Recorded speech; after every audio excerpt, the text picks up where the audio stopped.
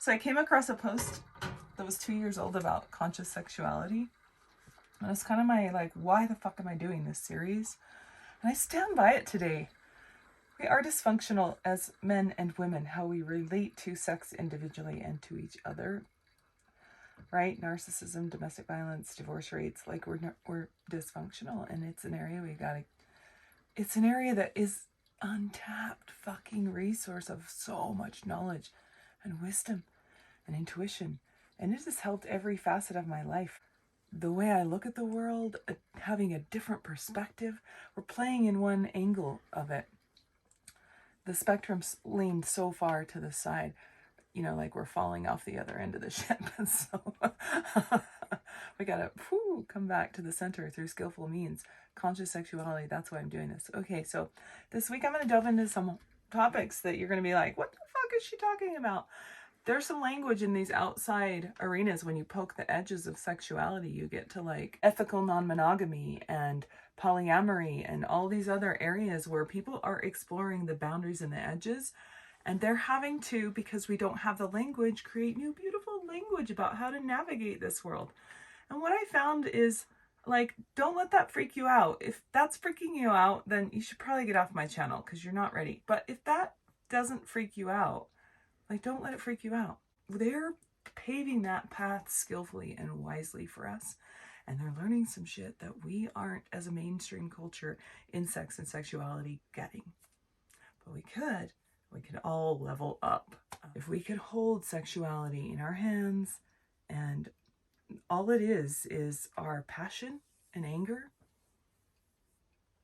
our wisdom, and what we think about sex and sexuality. Like, if we could find a pitch perfect place in all those, wow, what a better human race we would be. Maybe we wouldn't be racing, we'd just be humans.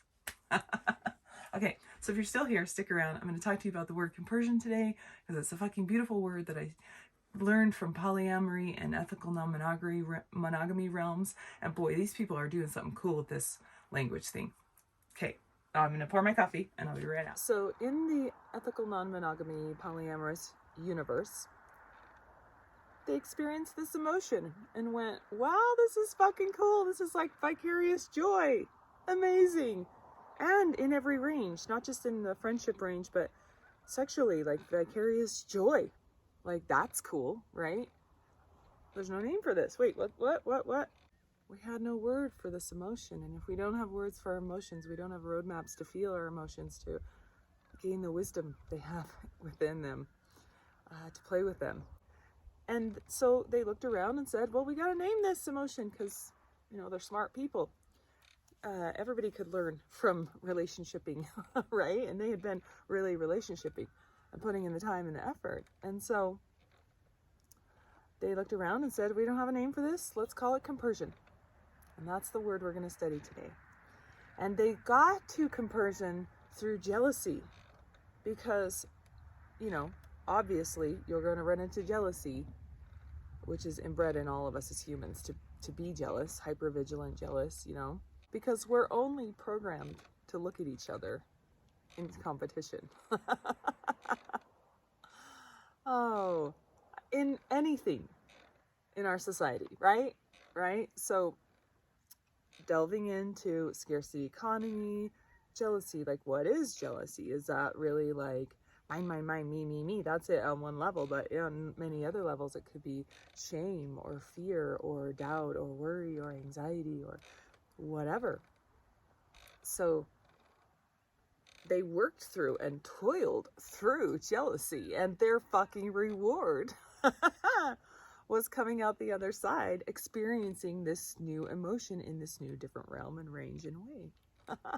Super cool. Think about that. Let's just like, compersion is the experience of vicarious joy. You are feeling joy vicariously at just seeing someone else, anybody else, your dog, your kid, your brother, your mom, your lover, just seeing anybody else enjoy.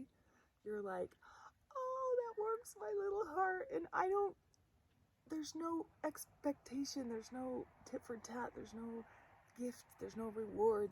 It's just like, you're just seeing their joy, and you just get to like vicariously, secondhandly experience it. And they learned this was like a magnificent form of, in I teach you all these ancient teachings and practices. This is like Tonglen times 105 or something. This is like meta meditation exponentially. This is the non-duality of those practices, and it's such a lush playground for growth. And what they also learned, they're pretty smart, this little group of people, is that the opposite end of the spectrum of, you know, scarcity economy, programmed for competition, but most importantly, packaging up love and labeling it in a binary system is limiting it. We're limiting love. They fucking learned love is limitless. Like, we know love is limitless, right? Like, to experience that on a deeper level, on a more skillful level. That's pretty cool. Like, thank you to this group of amazing human beings pioneering you. You know, thanks for paving the road for some new knowledge to sink into the mainstream, to saturate into the mainstream and be like, hey, you're missing something here. So gratitude for you. Thank you. Because we're thinking our husband or our wife is our ownership, our trophy, our toy, right? That's monogamy. This is my toy. I only get to play with this toy. I don't borrow this toy out unless I want to. My. At the core, like, it is ownership. It is ownership. And that's okay. I'm not saying monogamy is not okay. I'm saying monogamy is amazing if you know how to play with that other human being, not as your ownership, piece of property, controlled, manipulated thing, but to mirror each other, to grow from each other, to learn from each other, right? Like, that's how they could be a phenomenal birthplace, playground of growth, right? But we're not playing there. So this group figured out, hey, let's play there. So cool. And so the benefit to playing in this land deeper, I always tell you in all of these videos, with upaya, skillful means, is that we all benefit, right? This is how we heal the big wound. Domestic violence, Me Too, narcissism, all the shits that's coming up, these naughty gurus. Like, this is how we heal it, you guys. We start to do our own inner work skillfully, look at our own sexuality, turn that mirror on us. Do it however you need to do it. Find a therapist, do Byron Katie work, do meditation, do partner work, do individual work first. Oh, always do individual work first and then partnership work, and then in conjunction with each other as you go. But what we will get from that skillful means, or that upaya, is a stripping down and unpacking of a re-education of like, we're going to be liberated from these old, dead, archaic beliefs. Like, you know in your head, right? You know in your head the way we think about sex is archaic and old and kind of ridiculous, right? Like, right? Wouldn't it be fun to actually have fun in this topic and area and experience vicarious joy? I mean, I just told you vicarious joy. Most people in this day and age, I stopped right here because I was like, well, that's a big one. Most people in this day and age are like, vicarious joy? What the fuck is that? I'm just grateful to be happy, right? There's so much more out there that we're missing to play in. Mm-hmm. I watched a little TED Talk the other day.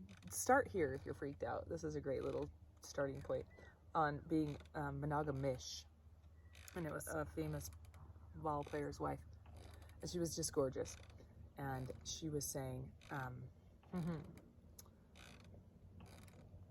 that she practices monogamish with her husband. So they don't connect outside their relationship, but they do flirt with other people. Like, they let each other flirt with other people. And they play with that aliveness. Esther Perel talks about this in a very ethical way of seeing your partner through a new lens and from a different way. This is new relationship energy, or you're seeing them with fresh eyes.